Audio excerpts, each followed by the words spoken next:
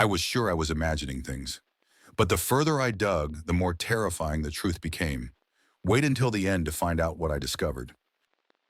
Thursday crept in quietly, the kind of day that should have passed without consequence.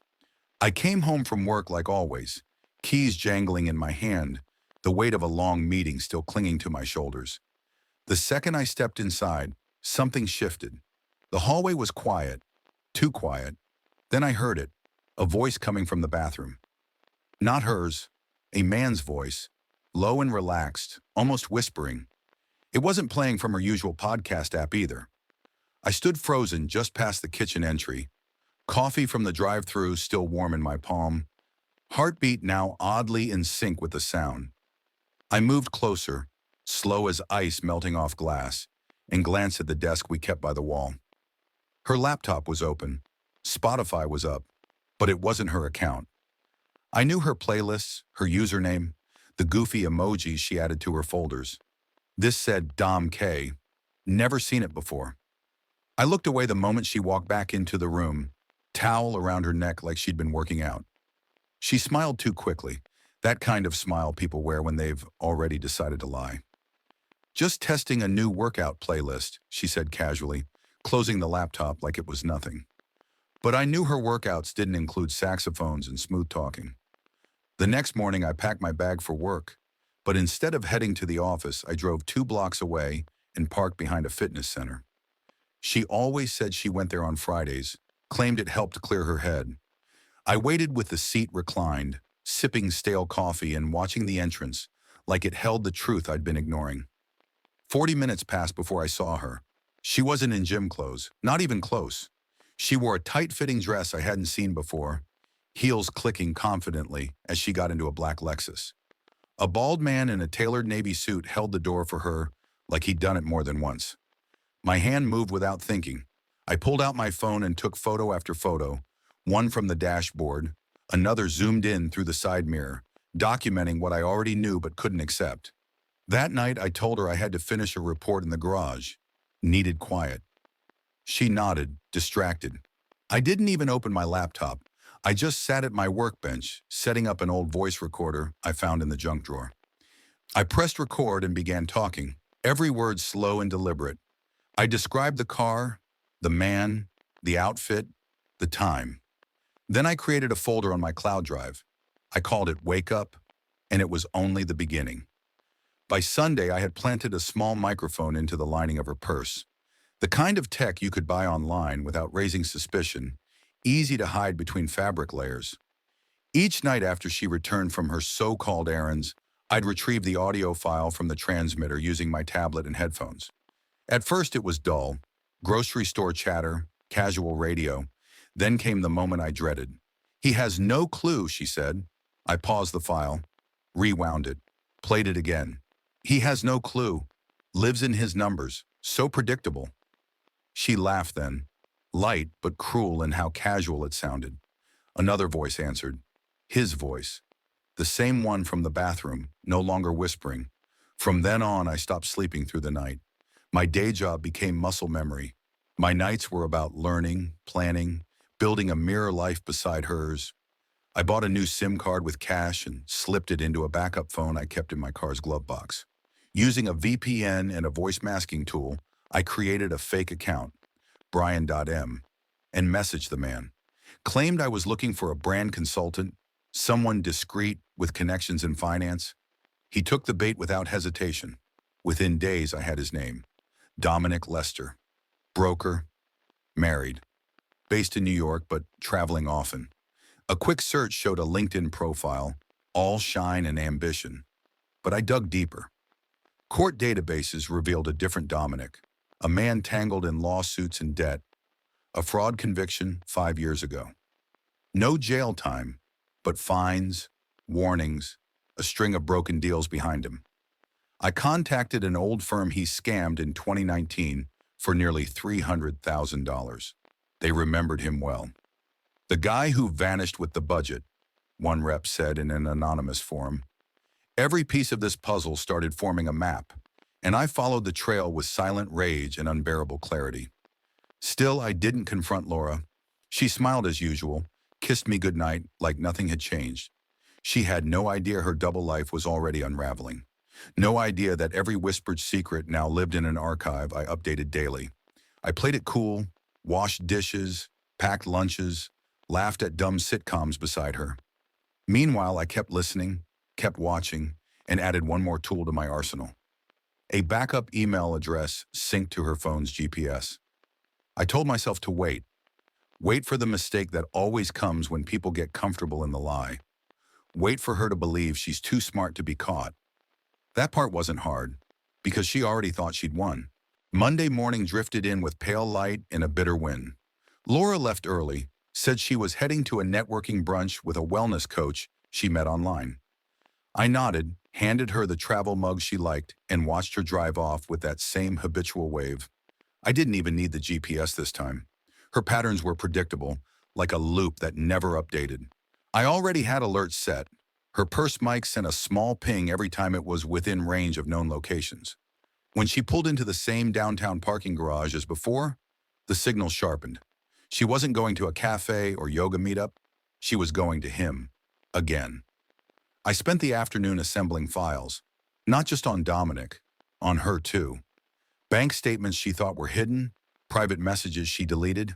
The hacker I hired the previous week, Mason, was discreet, lived in a studio behind a pawn shop, didn't ask questions as long as you paid up front. For $500, he installed a mirror layer across Laura's phone. Messages, emails, browser history, even her step counter. It took him 20 minutes. People think they're private, he muttered, scanning the code. But no one ever looks under the skin. That night, I found screenshots from her email buried in the drive Mason linked me to. Cruise tickets. 2 of them. Paid in full, set to depart 2 weeks from now. Cabin with a private balcony, meals included. Dates lined up perfectly with the conference I told her I'd be attending in Denver. Her escape plan. Their escape plan. She was bold, I'd give her that. She must have truly believed I was sleepwalking through life, buried in spreadsheets and expense reports. But what she didn't know, what she couldn't imagine, was how fast I was learning. I started documenting everything. Receipts, reservation confirmations, tracking numbers from gift orders. She had used my name to open a new credit card 3 months ago, one I never applied for. The charges told the story she wouldn't.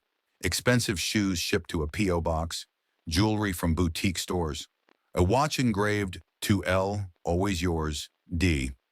That night I couldn't stay still.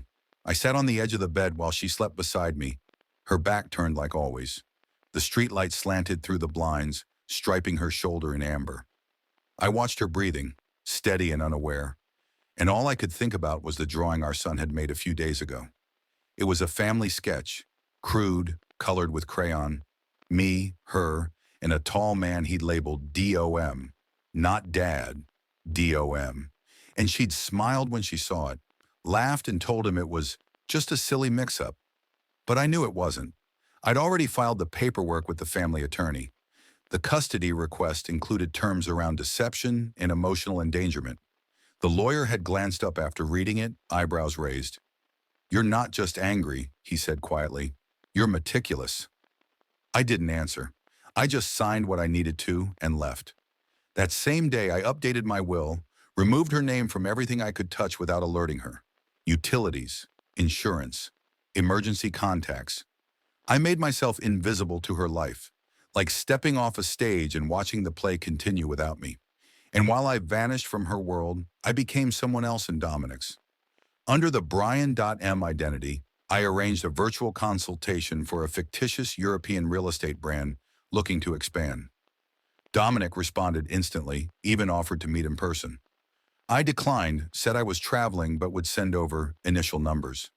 Instead, I sent him doctored reports with subtle errors, figures that didn't quite add up, inconsistencies buried in the margins. A test. I wanted to see if he'd catch them. He didn't. He praised the model and said he could definitely move those assets if given proper clearance. It was the final proof I needed. He hadn't changed, just upgraded his game. By Thursday, I had access to Laura's calendar. She'd blocked off Friday morning with a vague wellness retreat note. I pretended not to notice. That night, I cooked dinner, poured her wine, laughed at her recycled stories about coworkers I didn't even like.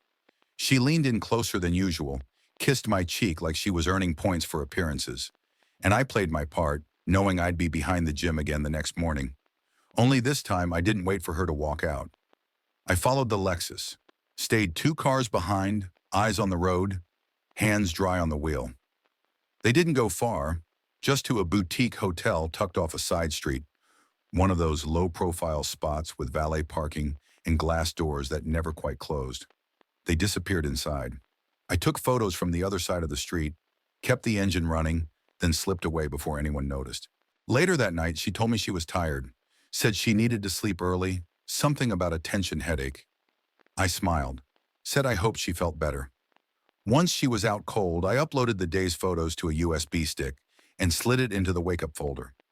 The archive was getting heavier by the hour, and part of me wondered if she'd even recognize her own voice when it was played back to her. That weekend, I drove our son to a birthday party. Laura stayed behind, claiming she had to catch up on emails. While balloons popped and kids screamed over a magician, I sat in the corner, staring at a picture on my phone. Dominic, arms around her waist, sunglasses low on his face, smiling like he owned the future.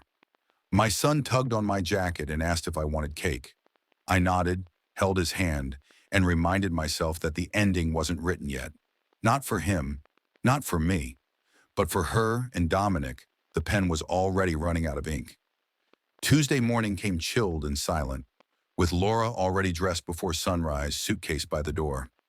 She told me again about her wellness trip, gave me a long kiss goodbye, and left without looking back. I watched her taillights fade, then walked to the kitchen and poured my coffee. I didn't head to the airport, I never planned to. Instead, I drove to my lawyer's office with a folder thick enough to make a judge blink.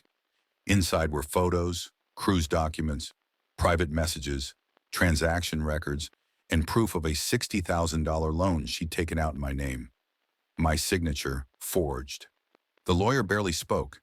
He just flipped through the material, then set it down like something toxic.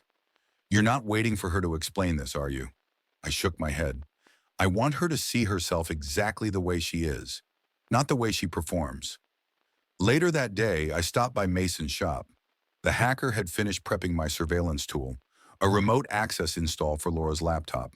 No password needed, no visible signs. Once online, it gave me access to her emails, messages, and screen activity. Mason showed me the interface and said, "You'll have eyes on her world." Real time, I paid him, pocketed the drive, and left with a stomach that felt like iron. At home, I staged my own departure. Packed for Denver, loaded the car with fake enthusiasm. Laura didn't ask many questions. Her smile seemed practiced, like she'd been preparing for this exit for weeks. I hugged our son extra tight. She didn't notice. When I left, I circled around the block and drove across town to a motel under the name Hunter Vale. Inside, I plugged in the flash drive and watched her screen come to life. Within minutes, her inbox updated. Cruise itinerary emails, dinner reservations for 2, a confirmation under Mr. and Mrs. Lester. The departure date was locked, same days I was away. She didn't even try to cover her tracks. And then the banking notification popped up, a deposit of nearly $60,000. I traced it to a personal loan in my name. Her signature, my name. The Betrayal had paperwork now. I called the cruise line using details I pulled from her inbox. They confirmed her cabin, and I booked a separate one nearby under my alias. Everything fit. 7 days at sea. I wouldn't just be watching, I'd be present. The night before departure, I found a drawing our son made, Mom, Dad, and a stranger he labeled Dom. They were holding hands. She had pinned it to the fridge. That stung worse than the emails. On boarding day, I left early and entered the ship from a separate terminal. She never saw me. I spotted them on the upper deck, laughing. She wore a necklace he gave her, the same one I found the receipt for. Dominic moved like a man on vacation. She touched him like no one was watching. They weren't hiding. Not anymore. I trailed them discreetly. My earpiece fed me their conversations. Small lies, inside jokes, future plans. On the third night, I made my move. I approached Dominic in a bar, posed as a brand investor from London. He bid immediately. I invited him to a private meeting, and slid him a folder. Fake investment numbers. Then the real shock. Documents about his past. Screenshots of fraud. His pending lawsuits. He stared like he'd been slapped. I handed him a flash drive. Touch her again, and your kids will know what kind of man you are. I didn't raise my voice. I didn't need to. That night, I spoofed a short ship announcement through the speaker system, a simple, vague warning about passenger identity checks. Panic swept the bar. Dominic froze. Laura noticed. I didn't need to see her face. I heard it in her voice. What's wrong? She whispered. Before sunrise, I left one more gift at their door, a hotel photo and a typed note. How's your wellness retreat? I woke early, hours before the sun crept above the waterline. The cruise ship rocked gently beneath me, but my thoughts were still sharp, still burning from the night before. I'd seen enough. Her fake smiles, his overconfident posture, the way she reached for his hand like it was automatic. I no longer saw my wife. I saw a story she was writing without me, one she assumed would never be read. But I had it all. The audio, the video, the files. And soon the world she'd built in shadows would begin to collapse under real light. That morning I stayed in my cabin longer than usual, reviewing everything I'd gathered. Every word she said to Dominic was saved. I watched one particular clip again, her voice soft, almost amused, telling him, Michael doesn't even check the bank accounts. He's always buried in numbers. He'll never notice. She laughed after that. So did he. I sat there listening to them underestimate me. That laugh stuck with me. It sounded like finality, like she'd already closed a chapter without telling me. I slipped out just before noon, blending into a group of older couples headed to the buffet. I kept my sunglasses on, hat pulled low. Laura and Dominic were seated on the upper deck bar. She was sipping something bright, probably one of those tropical drinks she used to say were too sugary. They weren't talking much. Dominic looked tense. His posture was different, eyes darting. He was folding a napkin in small squares, over and over again. I wondered if he'd opened the flash drive, if he knew just how exposed he now was. They stayed up there for a while. I tracked their movement from my phone.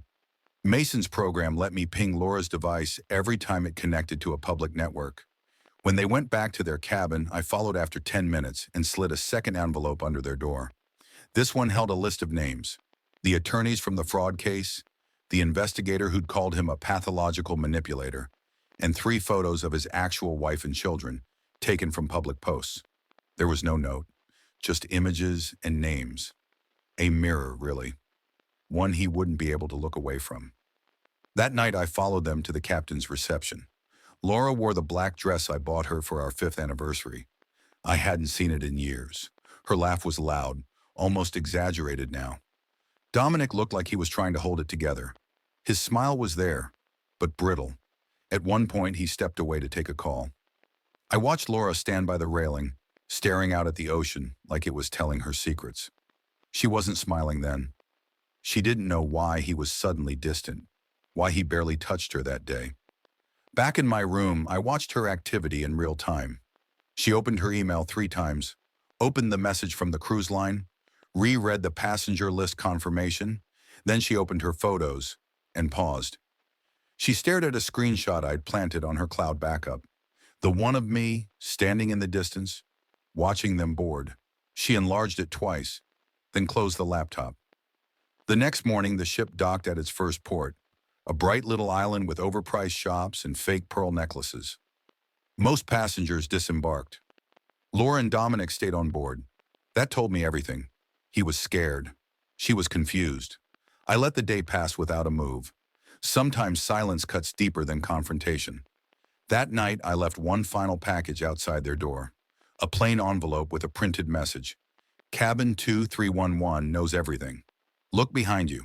They didn't open their door that night. I know because I sat across from it for 3 hours, tucked behind a service cart near the ice machine, watching through a discreet camera I had Mason help install earlier that week. I didn't see fear. I saw collapse.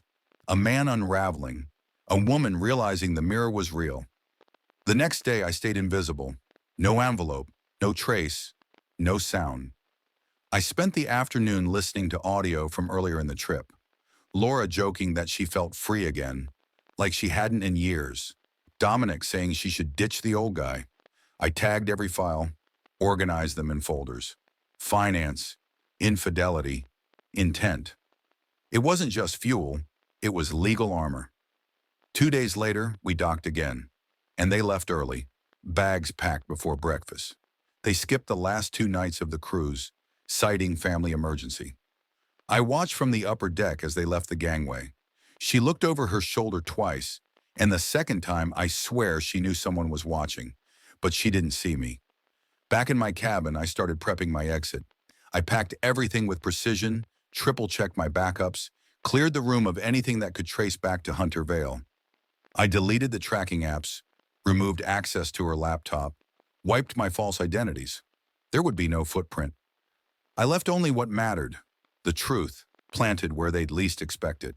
And as the ship turned back toward the mainland, I sat on the quiet rear deck, headphones in, listening one more time to her voice. She said, "He's not even a man anymore." But she didn't sound confident. She sounded like someone trying to convince herself. I didn't feel angry. I felt ready. Back home, the house felt like a stage set left after the play had ended. Every room arranged with fake warmth, the kind that vanishes once the lights go down.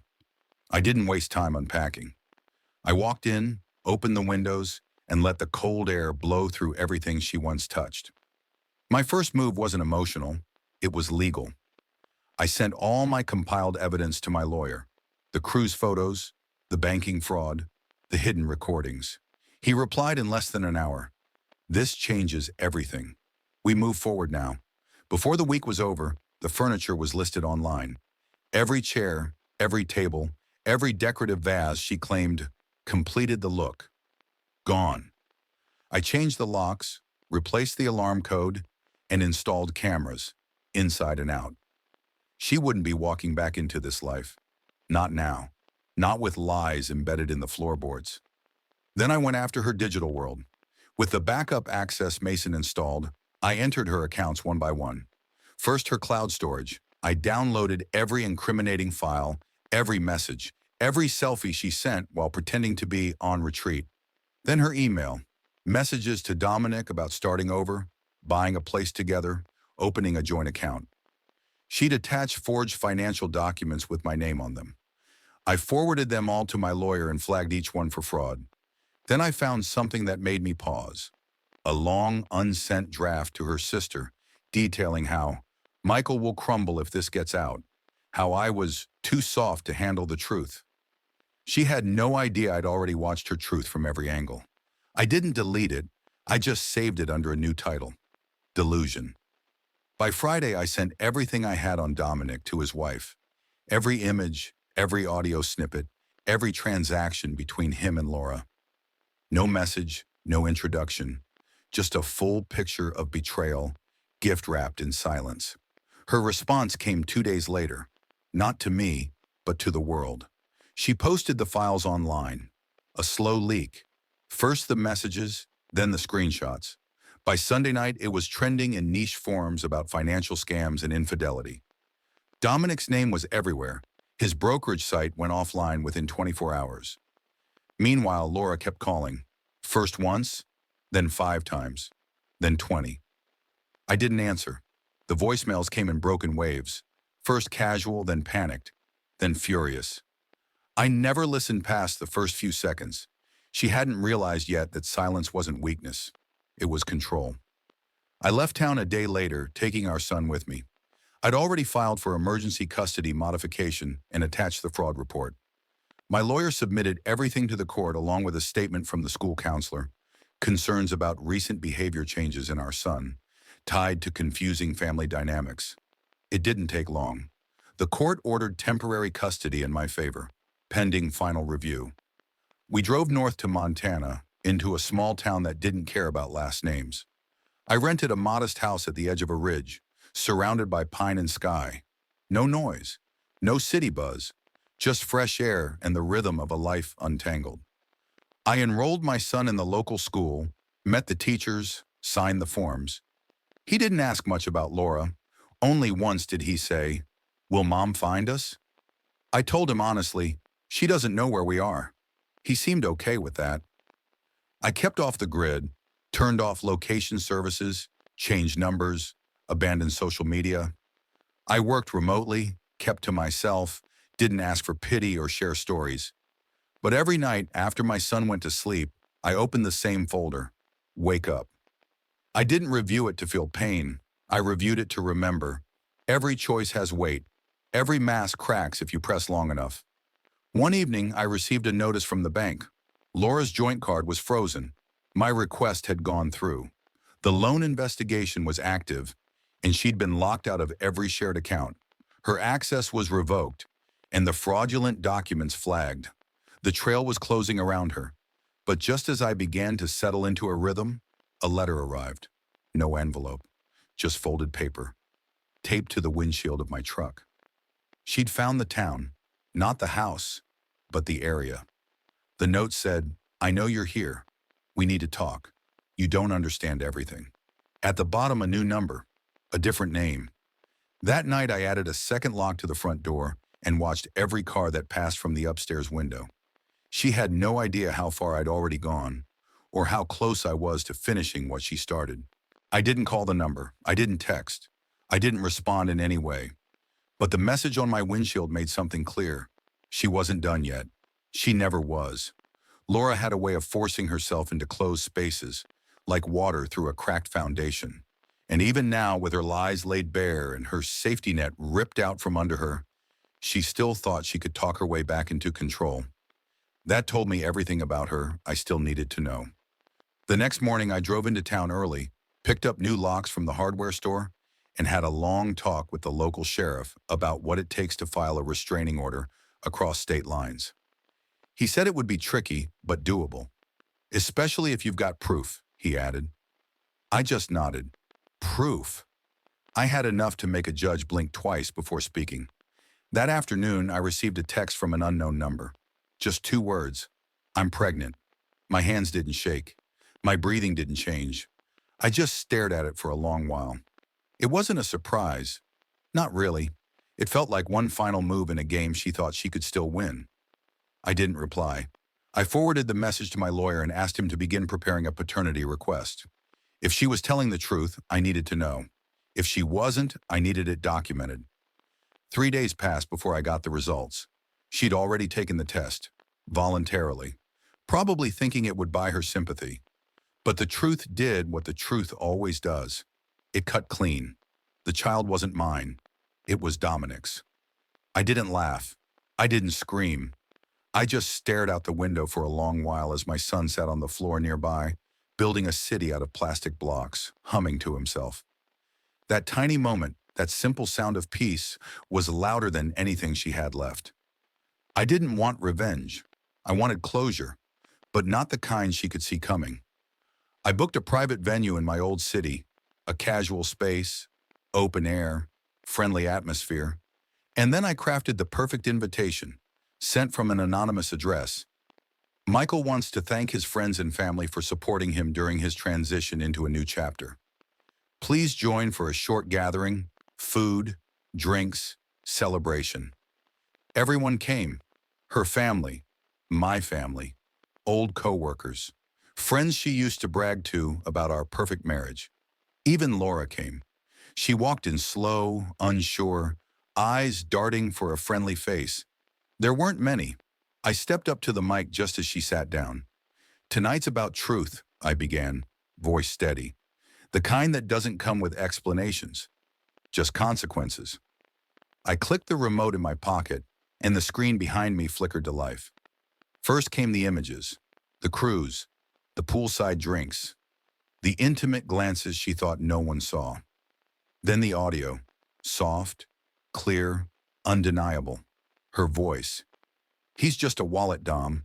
He doesn't matter. You matter. A gasp rippled through the crowd. Someone dropped a glass. Her sister froze in place. Dominic's name kept repeating in the background, her whispering it like it was sacred. Laura stood up, white as paper. Turn it off, she shouted. But I didn't. I let it play. I let the room see her clearly for the first time. She ran out. Some followed. Most stayed seated, unsure what to say, what to think, what to do. I didn't speak again. I didn't need to.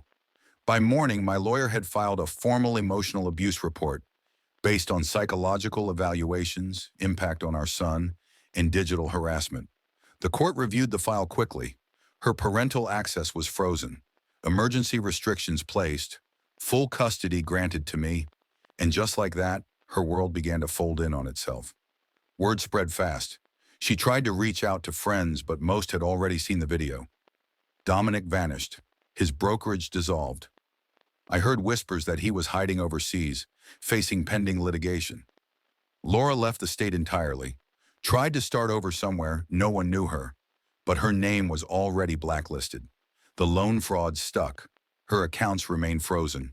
Doors kept closing. And I stayed quiet, moved again, this time to Idaho. Bought a small house at the edge of a cliff, overlooking pine forests that whispered peace when the wind hit just right. My son made new friends. I took a job I liked, didn't look at the numbers too long. We made pancakes every Saturday. We watched the same movie every Sunday night. We built something real from what was left behind. But I still keep one flash drive. Not for revenge, not for nostalgia. Just as a reminder, some people don't deserve forgiveness. A month after the reveal, everything quieted. Almost too much. No new messages, no legal threats, no cryptic letters, just silence. And yet I couldn't relax. Not fully. Some part of me kept waiting for the sound of a door that shouldn't open, for a voice I thought I'd erased. But nothing came. Not from Dominic, not from Laura. Only a stillness that felt like a held breath before something snapped. Then on a rainy Tuesday morning, I got a call from a blocked number. I let it go to voicemail. When I played it back, I heard nothing at first. Just wind. Then faintly her voice. Laura. I lost everything, she said, barely audible. And you don't even care. Do you feel better now? I didn't return the call. Instead, I added the recording to my archive and backed it up in 3 places. Because despite the sorrow in her voice, I didn't believe it. Regret wasn't the same as change. And Laura? She regretted losing control, not the damage she caused. Later that week, a friend from my old city reached out. She's gone, he said. Left town in the middle of the night. No forwarding address. Her old landlord said she was behind on rent. Someone found her storage unit emptied. No trace. She'd vanished, just like that. But she wasn't free. A fraud case doesn't disappear just because someone does. The forged loan papers were now part of a formal investigation. I received updates through my attorney. Subpoenas issued, financial accounts frozen again, credit score destroyed. And Dominic? Last I heard, he'd been served in absentia, his assets seized, his brokerage license revoked permanently. What surprised me most was how little satisfaction I felt. This wasn't triumph. This was survival. I didn't win. I endured. And every piece of evidence I kept, every step I took, wasn't for revenge. It was to protect the only thing that mattered. My son. One day he came into the kitchen while I was packing his lunch. Is Mom ever coming back? He asked. He didn't say it with hope, just curiosity, like asking about a storm that passed. I knelt down, looked him in the eyes and said, Not if I can help it. He nodded, picked up his backpack, and didn't ask again. That weekend, we planted a tree in the backyard. He wanted to name it. Let's call it Guardian, he said. I didn't ask why. I didn't need to, and life went on. Seasons shifted quietly in the mountains. Snow came early that year. I taught him how to shovel the driveway, how to spot animal tracks in the frost. We made traditions where there used to be tension. Mornings became predictable in the best ways. No screaming, no rushed explanations, no silent breakfasts where everyone avoided each other's eyes. One night, I pulled the flash drive from the drawer. I looked at it for a long time. Black plastic, silent, cold. Inside it was every lie, every betrayal, every second of the pain she thought would go unnoticed. But that pain had made something clear. The truth doesn't just protect you, it transforms you.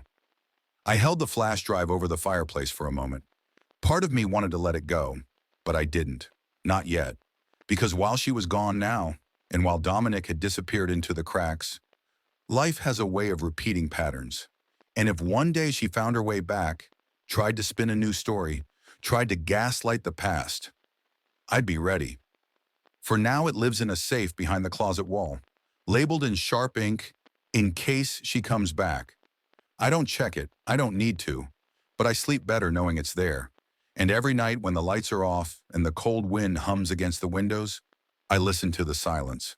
No lies, no fake alarms, just peace and the sound of a life that finally belongs to me. That's all for now, folks. Thank you for being with me today and listened. And if you liked my story, please subscribe, hit the like button, and comment below what you think about all this and what would you do if you were me. Also, don't forget to check my other stories in description below.